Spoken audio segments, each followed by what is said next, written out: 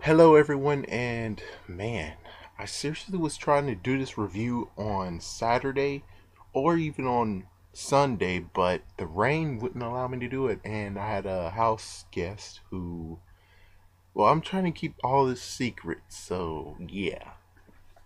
Luckily, today I actually get to have something very special, so let's hurry up. I don't know how much time I have, but I want to do this.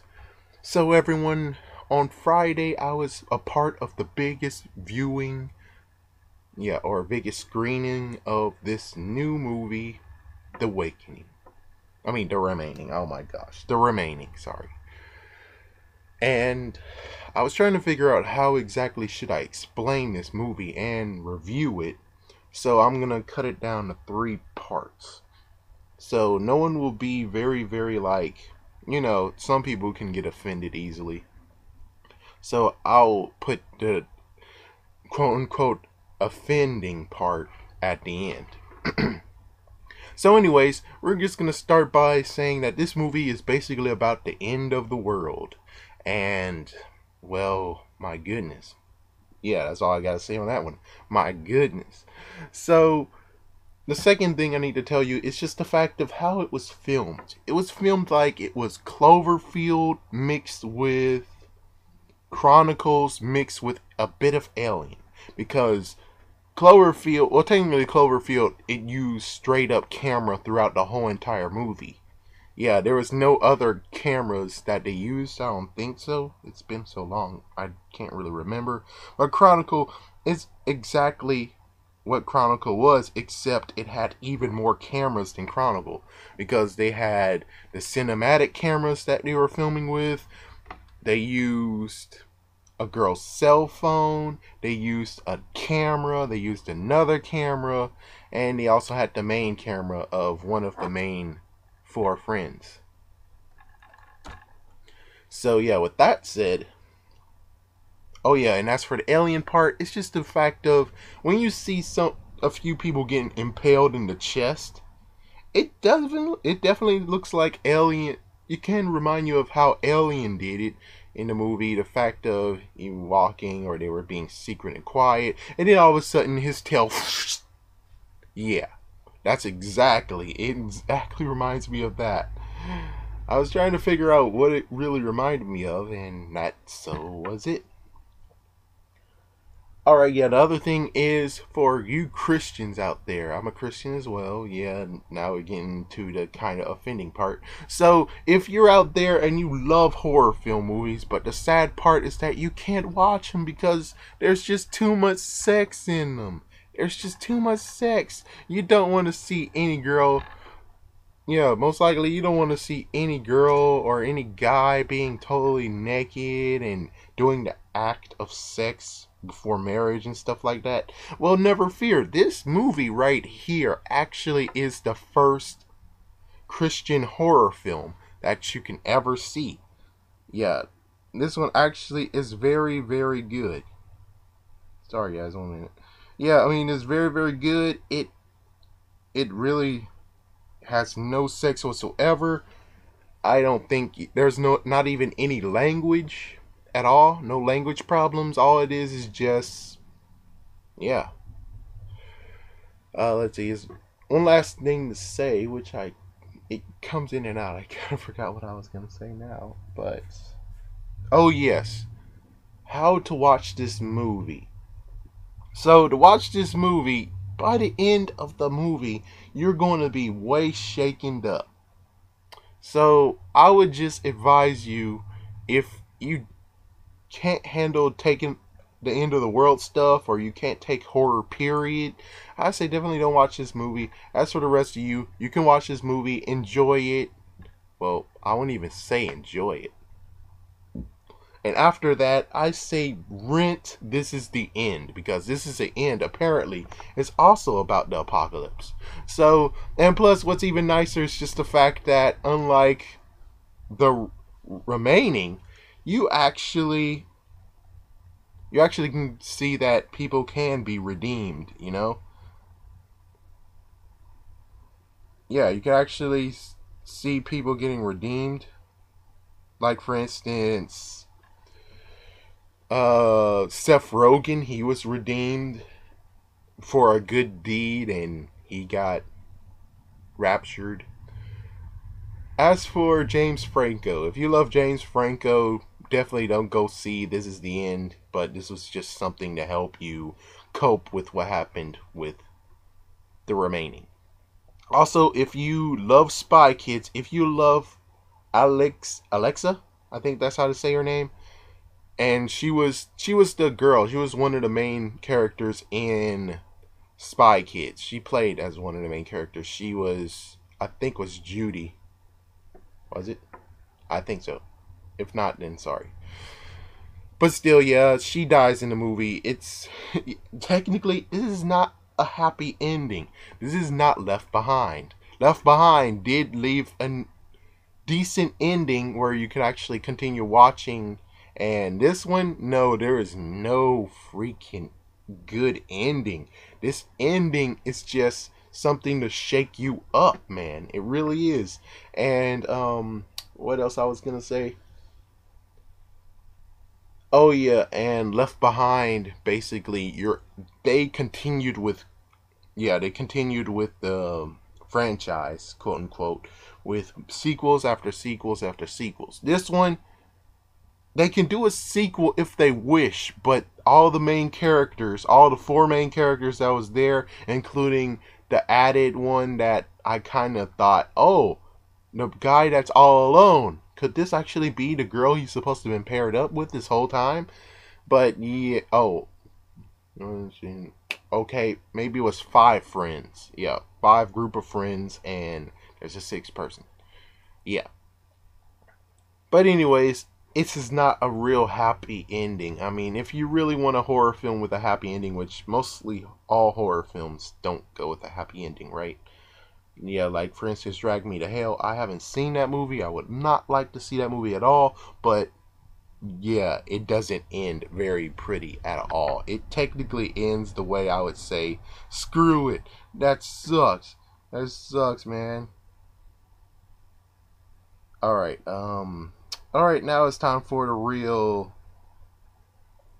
messed up part, quote unquote. For anyone who's really offended by talking of faith, now you can leave. Yeah, you can leave. The door is that way. Don't get angry. I'm trying to just make sure you guys are okay and stuff. Alright, with them out of the room, hello Christians. So, this video, this movie, this technically is about the rapture. This is like the first part of the rapture. The fact that they are getting raptured and they tell you realistic, because in Left Behind they basically show them their bodies are taken up and their clothes are left behind, which apparently that's not biblically correct because it's supposed to just be their souls. So they basically correct that. And then after that, they basically created demons. So yes, demons are in the movie. You get to see what demons will do. You'll see lots of Bibles being burnt. You'll see that a pastor actually got left behind. And man, there's just lots of stuff I can tell you that happened. And one thing is that they don't say demons, they just say fallen. They just say the fallen. Yeah, so this is a very good movie if you have a friend who doesn't believe in God or needs proof that God exists and stuff, or you just need a big smack in the back of the head to actually say, I need to get my stuff together. This movie is definitely good for you. I would just say beware, because this movie is very, very horror film based, that it's not even funny. What's even worse is that they even had some demonic trailers before it actually came on. I mean, they did have Lord of the Rings, the third movie, well, the pre-Lord of the Rings movie. What else? The Pyramid. That was the demonic movie that happened. And they're like, what?